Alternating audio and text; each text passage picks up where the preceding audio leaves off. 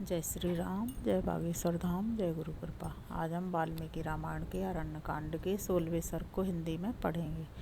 जय राम रमणम समनम भवताप भयाकुल पाहि जनम। अब देश सुरेश रमेश विभो शरणागत मागत पाहि प्रभो।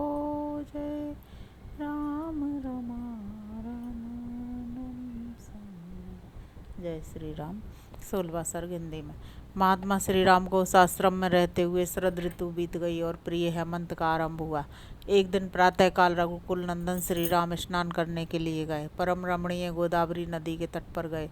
उनके छोटे भाई लक्ष्मण भी, जो बड़े ही विनीत और पराक्रमी थे, सीता के साथ साथ हाथ में घड़ा लिए उनके पीछे पीछे गए। जाते जाते वे श्री रामचंद्र जी से इस प्रकार बोले। प्रिय वचन बोलने वाले भैया श्री राम, यह वही हेमंत काल आ पहुँचा है जो आपको अधिक प्रिय है और जिससे शुभ संवत्सर अलंकृत सा प्रतीत होता है। इस ऋतु में अधिक ठंडक या पाले के कारण लोगों का शरीर रूखा हो जाता है। पृथ्वी पर रबी की खेती लहलहाने लगती है। जल अधिक शीतल होने के कारण पीने के योग्य नहीं रहता और आग बड़ी प्रिय लगती है। नवषष्ठी कर्म के अनुष्ठान की इस बेला में नूतन अन्न ग्रहण करने के लिए की गई आग्रहण कर्म रूप पूजाओं द्वारा देवताओं तथा पितरों को संतुष्ट करके उक्त आग्रहण कर्म का संपादन करने वाले सत्पुरुष निष्पाप हो गए हैं। इस ऋतु में प्राय सभी जनपदों के निवासियों की अन्न प्राप्ति विषयक कामनाएं प्रचुर रूप से पूर्ण हो जाती हैं। गौरस की भी बहुत बहुतायत होती है तथा विजय की इच्छा रखने वाले भूपालगण युद्ध यात्रा के लिए विचरते रहते हैं। सूर्यदेव इन दिनों यम सेवित दक्षिण दिशा का दृढ़तापूर्वक सेवन करने लगे हैं। इसलिए उत्तर दिशा सिंदूर बिंदु से वंचित हुई नारी की भांति सुशोभित या प्रकाशित नहीं हो रही है। हिमालय पर्वत तो स्वभाव से ही घनीभूत हिम के खजाने से भरा पूरा होता है, परंतु इस समय सूर्यदेव भी दक्षिणायन में चले जाने के कारण उससे दूर हो गए हैं। अतः अब अधिक हिम के संचय से संपन्न होकर हिमवान गिरी स्पष्ट ही अपने नाम को सार्थक कर रहा है। मध्याह्न काल में धूप का स्पर्श होने से हेमंत के सुखमय दिन अत्यंत सुख से इधर उधर विचरने के योग्य होते हैं। इन दिनों सुसेब होने के कारण सूर्यदेव भी सौभाग्यशाली जान पड़ते हैं और सेवन के योग्य न होने के कारण छाह तथा जल अभागे प्रतीत होते हैं। आजकल के दिन ऐसे हैं कि सूर्य की किरणों का स्पर्श कोमल जान पड़ता है, कुहासे अधिक पड़ते हैं, सर्दी सबल होती है, कड़ाके का जाड़ा पड़ने लगता है, साथ ही ठंडी हवा चलती रहती है। पाला पड़ने से पत्तों के झड़ जाने के कारण जंगल सूने दिखाई देते हैं और हिम के स्पर्श से कमल गल जाते हैं। इस हेमंत काल में रातें बड़ी होने लगती हैं। इनमें सर्दी बहुत बढ़ जाती है। खुले आकाश में कोई नहीं सोते हैं। पौष मास की ये रातें हिमपात के कारण धूसर प्रतीत होती हैं। हेमंत काल में चंद्रमा का सौभाग्य सूर्यदेव में चला गया है।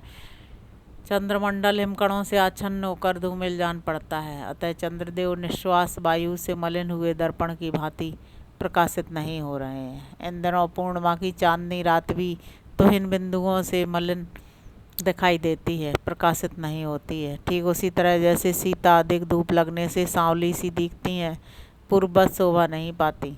स्वभाव से ही जिसका स्पर्श शीतल है, वह पछुआ हवा इस समय हिमकणों से व्याप्त हो जाने के कारण दूनी सर्दी लेकर बड़े वेग से बह रही है। जौ और गेहूं के खेतों से युक्त बहुसंख्यक वन भाप से ढके हुए हैं तथा क्रौंच और सारस इनमें कलरव कर रहे हैं। सूर्योदय काल में इन वनों की बड़ी शोभा हो रही है। ये सुनहरे रंग के जड़हन धान खजूर के फूल के से आकार वाली बालों से, जिनमें चावल भरे हुए हैं, कुछ लटक गए हैं। इन बालों के कारण इनकी बड़ी शोभा होती है। कुहासे से ढकी और फैलती हुई किरणों से उपलक्षित होने वाले दूरोदित सूर्य चंद्रमा के समान दिखाई देते हैं। इस समय अधिक लाल और कुछ कुछ श्वेत पीतवर्ण की धूप पृथ्वी पर फैलकर शोभा पा रही है। पूर्वाह्न काल में तो कुछ इसका बल जान ही नहीं पड़ता है, परंतु मध्याह्न काल में इसके स्पर्श से सुख का अनुभव होता है। उसकी बूंदें पड़ने से जहाँ की घासें कुछ भीगी भीगी जान पड़ती हैं, वह वन भूमि नवोदित सूर्य की धूप का प्रवेश होने से अद्भुत शोभा पा रही है। यह जंगली हाथी बहुत प्यासा हुआ है। यह सुखपूर्वक प्यास बुझाने के लिए अत्यंत शीतल जल का स्पर्श तो करता है, किंतु उसकी ठंडक असह्य होने के कारण अपनी सूंड को तुरंत ही सिकोड़ लेता है। ये जलचर पक्षी जल के पास ही बैठे हैं, परंतु जैसे डरपोक मनुष्य युद्ध भूमि में प्रवेश नहीं करते हैं, उसी प्रकार ये पानी में नहीं उतर रहे हैं। रात में ओस बिंदुओं और अंधकार से आच्छादित तथा प्रातःकाल कुहासे के अंधेरे से ढकी हुई ये पुष्पहीन वन श्रेणियाँ सोई हुई सी दिखाई देती हैं। इस समय नदियों के जल भाप से ढके हुए हैं। इनमें विचरने वाले सारस केवल अपने कलरवों से पहचाने जाते हैं तथा ये सरिताएं भी ओस से भीगी हुई बालू वाले अपने तटों से ही प्रकाश में आती हैं। बर्फ पड़ने से और सूर्य की किरणों के मंद होने से अधिक सर्दी के कारण इन दिनों पर्वत के शिखर पर पड़ा हुआ जल भी प्रायः स्वादिष्ट प्रतीत होता है। जो पुराने पड़ जाने के कारण जर्जर हो गए हैं, जिनकी कर्णिका और केसर जीर्ण शीर्ण हो गए हैं, ऐसे दलों से उपलक्षित होने वाले कमलों के समूह पाला पड़ने से गल गए हैं, उनमें डंठल मात्र शेष रह गए हैं, इसीलिए उनकी शोभा नष्ट हो गई है। पुरुष सिंह श्री राम इस समय धर्मात्मा भरत आपके लिए बहुत दुखी हैं और आप में भक्ति रखते हुए नगर में ही तपस्या कर रहे हैं। वे राज्य मान तथा नाना प्रकार के बहुसंख्यक भोगों का परित्याग करके तपस्या में संलग्न हैं एवं नियमित आहार करते हुए शीतलमयी तल पर बिना बिस्तर के ही शयन करते हैं।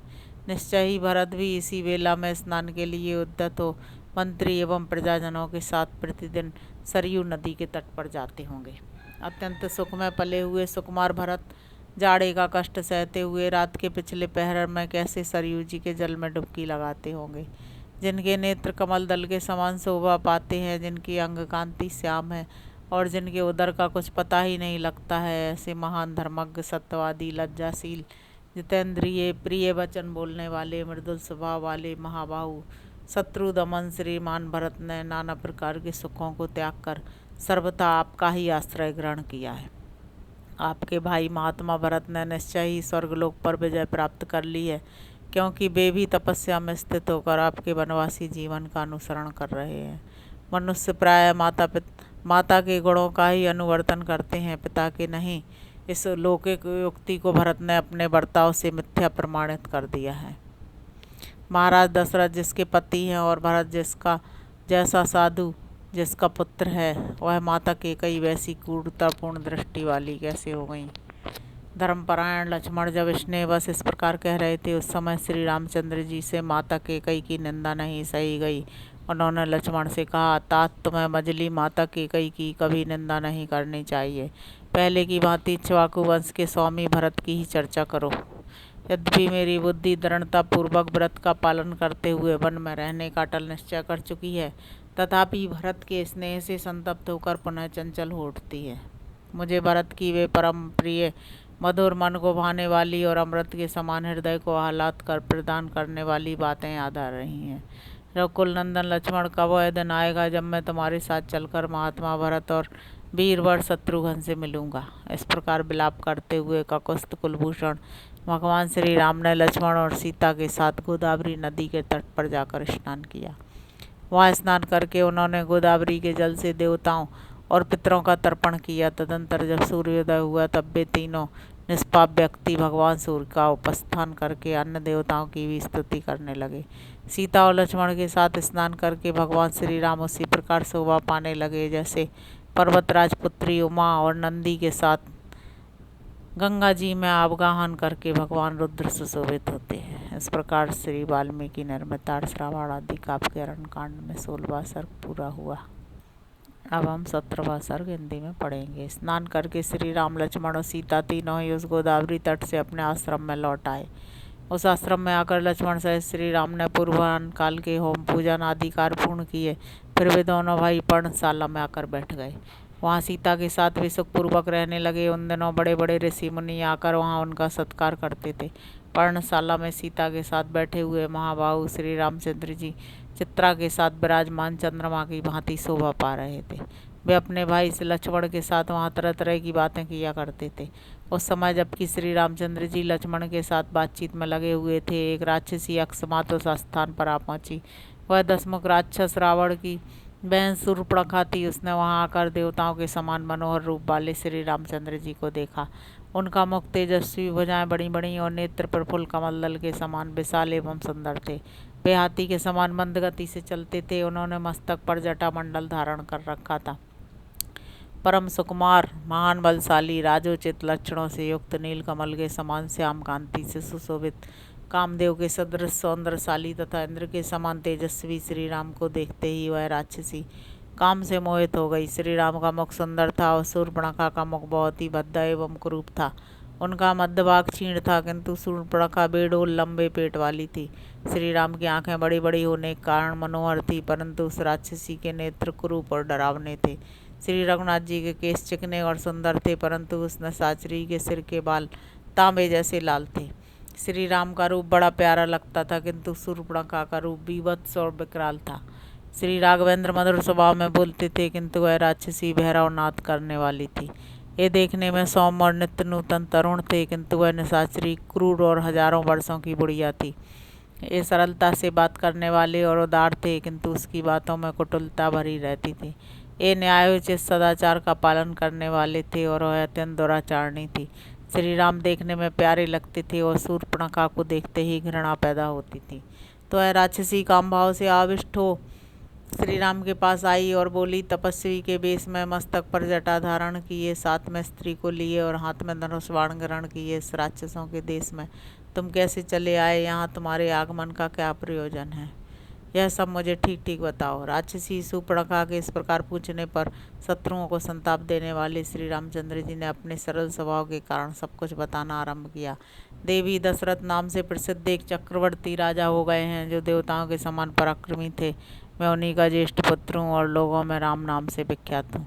ये मेरे छोटे भाई लक्ष्मण हैं, जो सदा मेरी आज्ञा के अधीन रहते हैं, और ये मेरी पत्नी है, जो विदेहराज जनक की पुत्री तथा सीता नाम से प्रसिद्ध है।